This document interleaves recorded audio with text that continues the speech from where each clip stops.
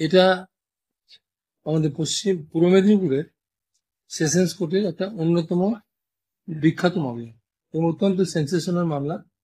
এই মামলার তারিখে যেদিন এই মামলাটা ঘটে, আমরা বলি ডেট অফ ইনসিডেন্ট, সেটা হচ্ছে যে 18/2/2020 এটা ঘটেছিল ঝিকুরখালি বলে একটা জায়গা, যেটা ভাগীরথীর কাছাকাছি তীরে। সুরেন্দ্র প্রসাদ, মানে এটা হচ্ছে আপনার সুরেন্দ্র ব্রিকফিল্ড, একটা ব্রিকফিল্ড ছিল, সেই ব্রিকফিল্ডের উপরেই এই ঘটনা। এটা প্লেস অফ অকারেন্স আমরা বলি। সেখানে দুটি মহিলাকে পোড়ানোর একটা চেষ্টা চলছিল। সে ধোঁয়া দেখে লোকজন এসে যায়। তারপরে এখান থেকে স্থানীয় যে কাউন্সিলর ছিলেন, তার নাম হচ্ছে ভক্তিপ্রসাদ বালিদাস, মিস্টার বালিদা কমপ্লেন করেন। সেই পরিপ্রেক্ষিতে পুলিশ ইনভেস্টিগেশন শুরু হয় এবং এতে 45 জন সাক্ষীকে আমরা এক্সামিন করি। এই কেসে 45 জন সাক্ষী ছিল, তার সঙ্গে ডাক্তার ছিল, post-mortem doctor, expert, fingerprint expert সবাই ছিলেন, অন্যান্য সব পাবলিক উইটনেস এবং সবই ছিল। এবং ট্রায়াল শেষ হওয়ার দীর্ঘদিন ধরে ট্রায়াল চলে, যেহেতু বড় মামলা। এই মামলাতে ইনিশিয়ালি প্রথমের দিকে সদ্য সমীরবাবু করেছিলেন কিছুদিন এই মামলাটা। তারপরে ওনার অ্যাসাইনমেন্ট চেঞ্জ হয়ে আমাকে অ্যাসাইনমেন্ট দেওয়া হয়। সেই পরিপ্রেক্ষিতে আমি এই কেসটাকে অ্যাপিয়ার করি এবং অ্যাপিয়ার যেদিন কি করি সেদিন থেকেই আমাদের এখানে যারা বন্ধুরা আছেন, জুনিয়র সিনিয়র, সবাই এই ব্যাপারটা আমাকে খুব হেল্প করেছেন। যেহেতু আমি বাইরে থেকে আসি, সবাই আমাকে হেল্প করেছে। এবং বিশেষ করে চিফ পাবলিক প্রসিকিউটর যিনি আছেন আমাদের এখানে, উত্তর সরকার বেরা মহাশয়, উনি আমাকে খুব সাহায্য করেছেন, পরামর্শ দিয়েছেন। যাই হোক, পরিশেষে আমরা আজকে রায়ের দিন পেলাম।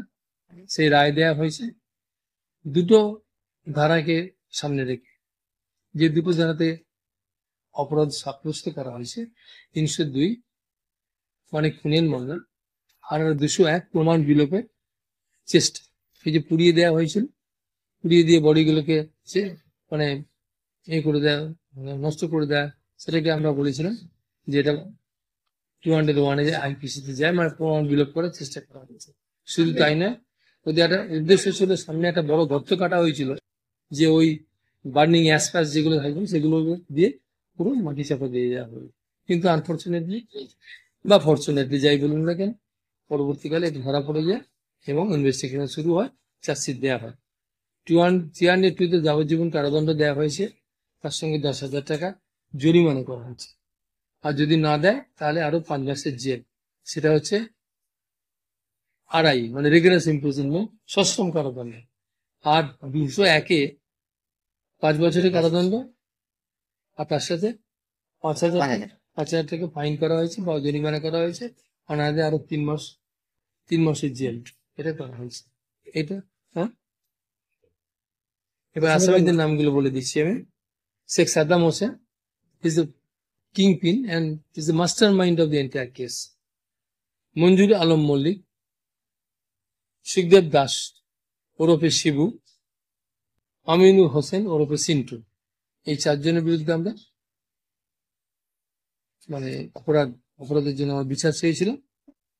4 জনকেই শাস্তি দেওয়া হয়েছে এবং একই শাস্তি সবার সঙ্গে একই রকম। এবং যা যা শাস্তি দেওয়া হয়েছে সব শাস্তির মেয়াদগুলো কনকারেন্টলি বা সাইড বাই সাইড একসাথে চলবে।